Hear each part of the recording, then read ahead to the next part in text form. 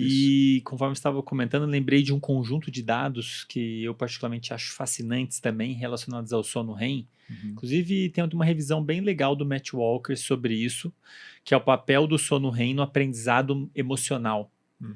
Então, a gente vivencia algum evento emocionalmente carregado, Sim.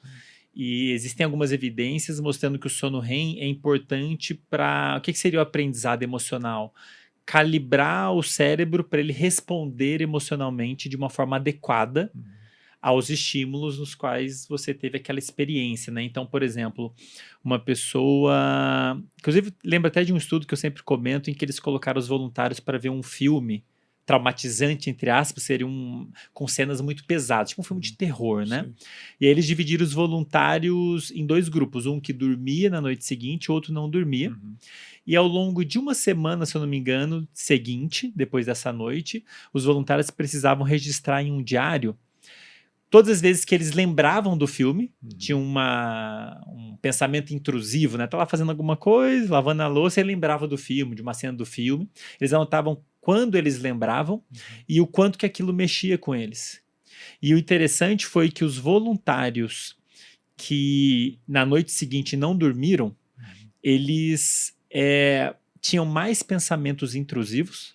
Então eles lembravam mais vezes da cena de terror, que seria uma forma de simular uma experiência emocional carregada negativamente, né?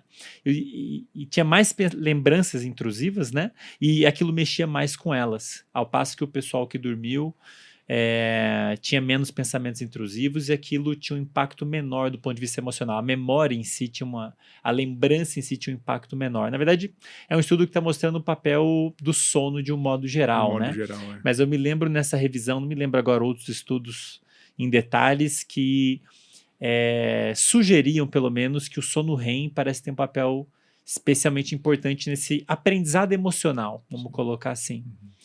E é curioso, né? Porque se realmente os antidepressivos estão impactando uma fase do sono importante com o aprendizado emocional, me pergunto aqui se eles podem estar ajudando, os antidepressivos podem estar ajudando em alguns aspectos, mas atrapalhando a melhora da pessoa em outros, né? Pois é, André, o grupo do professor Adamante, que está lá na Suíça, desculpa, eles encontraram uma maneira, utilizando optogenética, que é uma técnica muito nova, de controlar o cérebro com laser, com luz, né? Vou falar já já sobre isso com mais detalhes.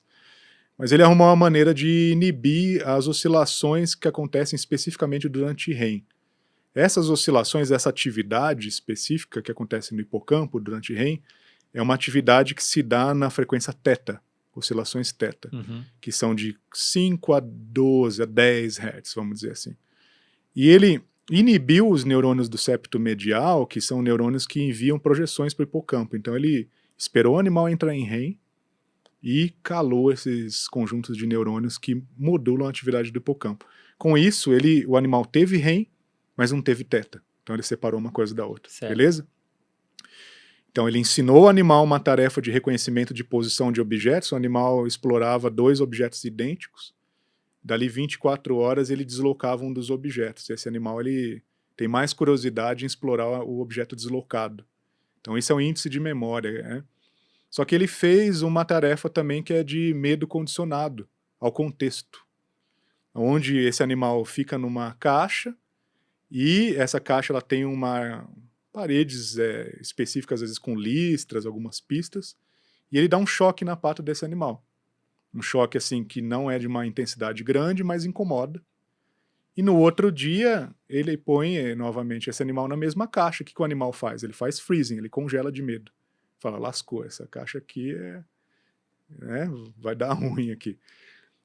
Quando ele inibe θ no hipocampo, o animal não aprende nem a posição dos objetos, ele não consegue ter uma memória que persista, então ele não exibe preferência entre o objeto deslocado e não deslocado. É tipo uma amnésia mesmo, ele não lembra a posição Ele inicial. não lembra.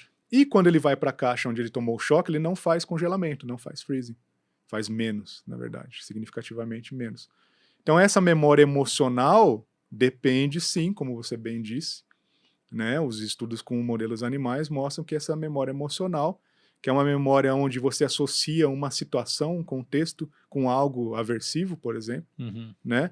Depende do sono REM, parece depender do sono REM, tá? Então, o que está acontecendo com essas pessoas que tomam antidepressivo?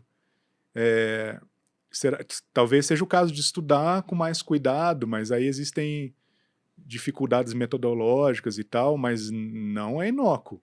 Não é Não inócuo. é inócuo. Se for fundo aí, eu não me surpreenderia em encontrar alguns prejuízos específicos de memória emocional, memória contextual, Uhum. entendeu?